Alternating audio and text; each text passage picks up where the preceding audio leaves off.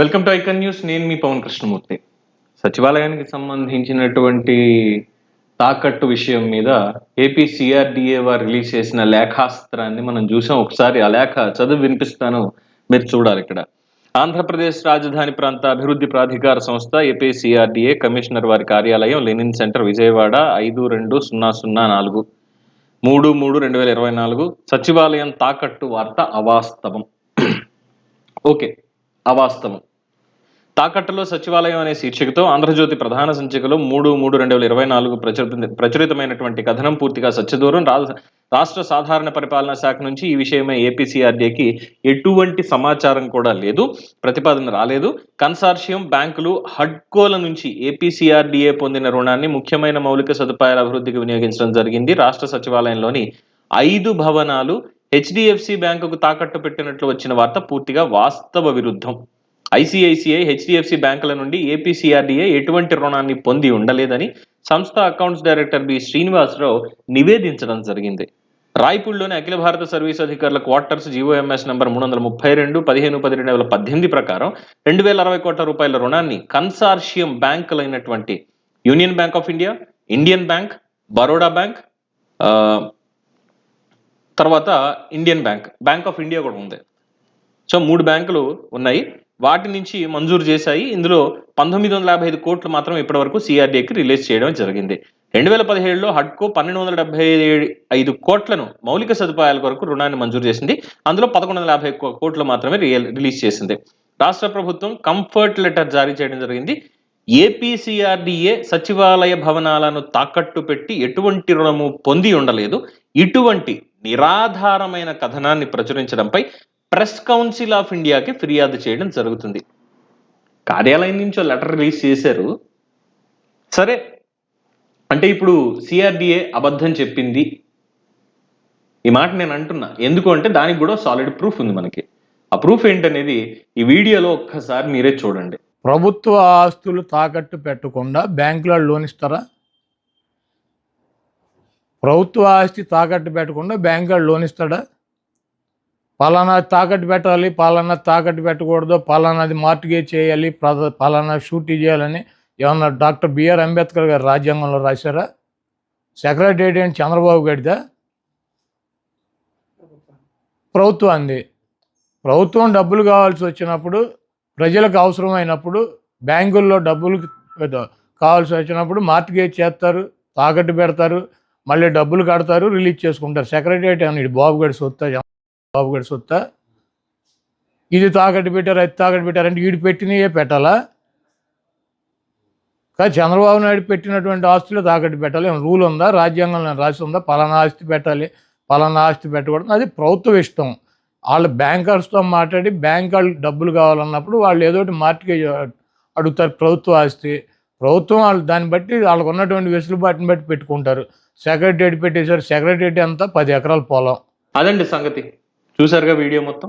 మాజీ మంత్రి, YSRCP Gudivada MLA Kodali Shri Venkateswararao rough Kodali Nani ఏం మాట్లాడారు అనేది మీరు చూశారు.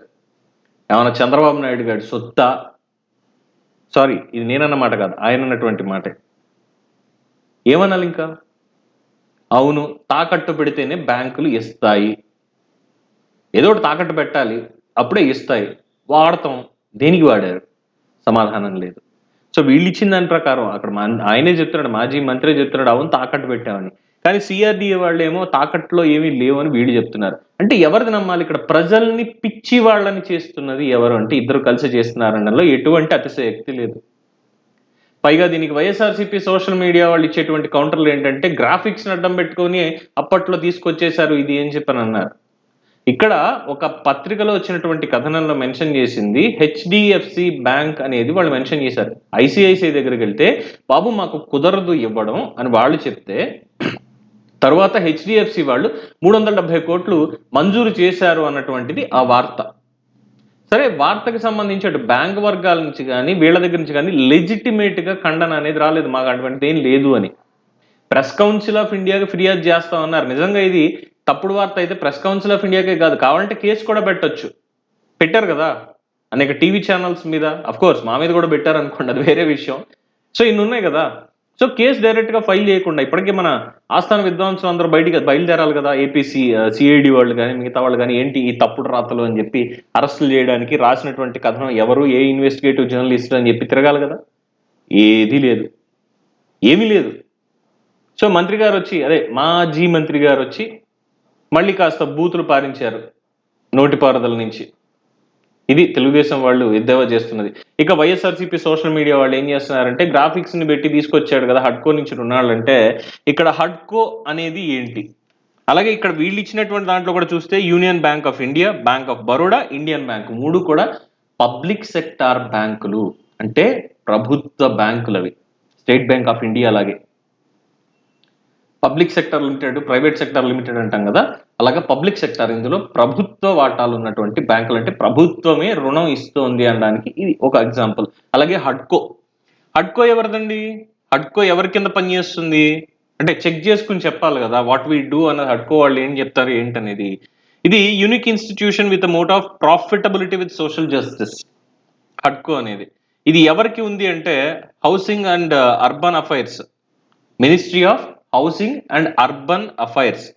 ఇది పబ్లిక్ సెక్టార్ కంపెనీ, ఆ మంత్రిత్వ శాఖ కింద పనిచేస్తుంది, వాళ్ళ అండర్లో పనిచేస్తుంది. వాళ్ళు ఏం చేస్తారు, ఇలా రాష్ట్రాలకు ఏమైనా కాస్త నిధులు కావాలి, ఇలా మౌలిక సదుపాయాలు అభివృద్ధి చెందడానికి, లేదంటే పేదలకు ఇల్లు కట్టించేదానికి కానీ రాష్ట్ర ప్రభుత్వం మాకు ఇలా కాస్త రుణం ఇస్తే మేము దాన్ని వాయిదాల పద్ధతిలో మేము తీర్చుకుంటాం అంటే, కొడాలి నాని గారు చెప్పింది ఒక రకంగా నిజమే. కానీ ఎవరి దగ్గరికి పడితే వాడి దగ్గరికి వెళ్ళి మా ఇష్టం వచ్చినట్టు తాకట్టు పెట్టేసి తెచ్చేసుకుంటాం మేము అని చెప్పడానికి లేదు. ఎందుకు, హెచ్డిఎఫ్సి బ్యాంకు మరి పెద్ద బ్యాంకు కదా పవన్, అక్కడి నుంచి తెచ్చుకుంటే ఏమవుతుంది అని మీరు అనొచ్చు.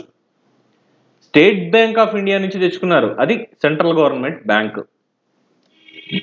ప్రభుత్వానికి గ్యారంటీ ఎక్కడి నుంచి ఏంటి అనేది ప్రభుత్వ పరిధిలోనే ఉంటాయి అనడానికి మాట చెప్తున్నాను అంతే. అంత ఫైనాన్షియల్ గా నేనేం పెద్ద ఎక్స్పర్ట్ని కాదు, ఏదో సామాన్యుడి మధ్యతరగతి మానవుడిని నాకు తెలిసిన దాంట్లో చెప్తున్నా. అందరికి అర్థం అవ్వాలి కదా, టెక్నికల్ గా చెప్తే చాలా మందికి అర్థం కాదు కదా. So state bank of India కావచ్చు, ఈ బ్యాంక్ ఆఫ్ బరోడా కావచ్చు, ఇవన్నీ ప్రభుత్వ రంగ బ్యాంకులు. ప్రభుత్వాలు రుణాలు తీసుకునేది ప్రభుత్వ రంగ బ్యాంకుల నుంచి తీసుకుంటాయి. ప్రైవేట్ బ్యాంకుల నుంచి రుణం అంటే కన్సార్షియంగా ఏర్పడినప్పుడు కూడా, అప్పుడు కూడా చూడండి అన్ని ప్రభుత్వ ఆధ్వర్యంలో ఉండేవే, సెంట్రల్ గవర్నమెంట్ ఆధ్వర్యంలో ఉండే వాటిని తీసుకున్నారు. ఐసిఐసిఐ బ్యాంక్ నుంచి, యాక్సిస్ బ్యాంక్ నుంచి, ఇంకో బ్యాంక్ నుంచి, కొత్తగా నేను పెడతా ఉతూతి బ్యాంక్ అని దాని నుంచి ఏం తీసుకోవాలి ఇప్పటిదాకా.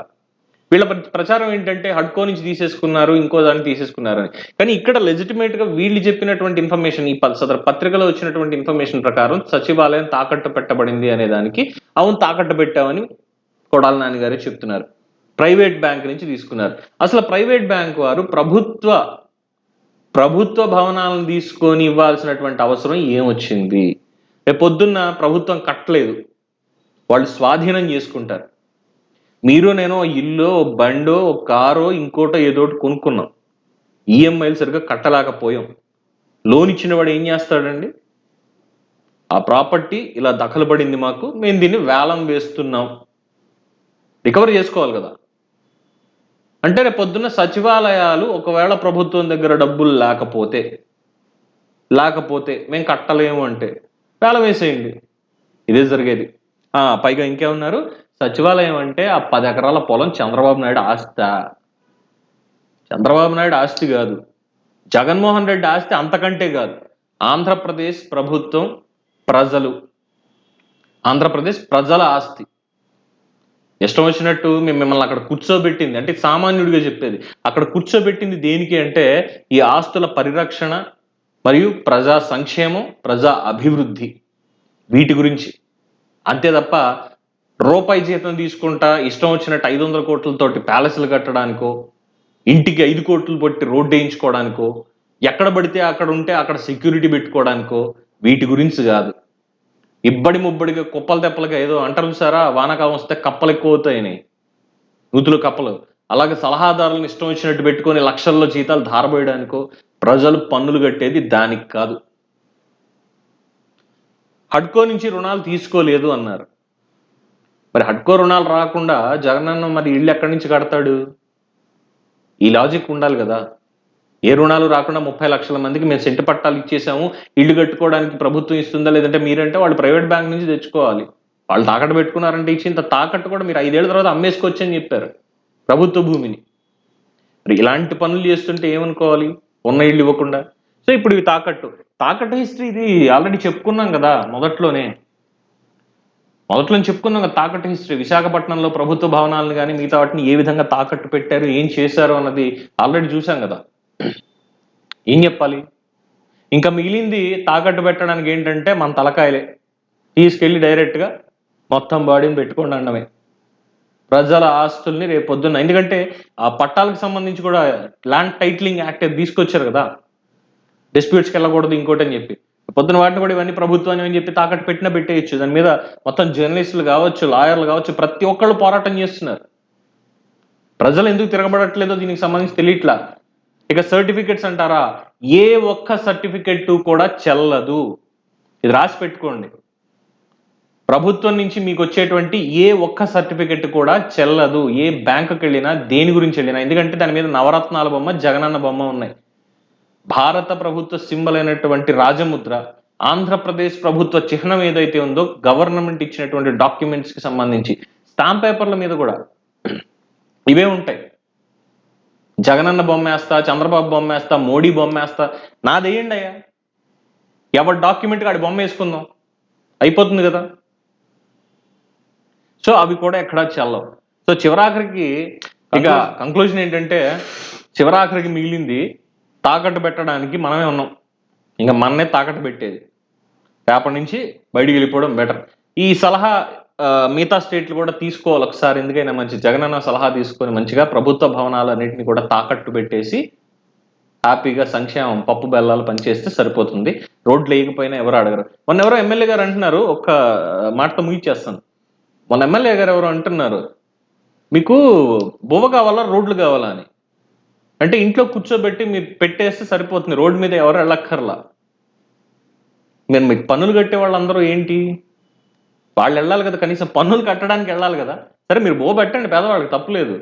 అది పెట్టడానికి కావాల్సినటువంటి డబ్బులు కావాలంటే అలాంటి వాళ్ళు, మధ్యతరగతి వాళ్ళందరూ వెళ్ళి బయట పని చేసుకుని పన్నులు కట్టాలి కదా.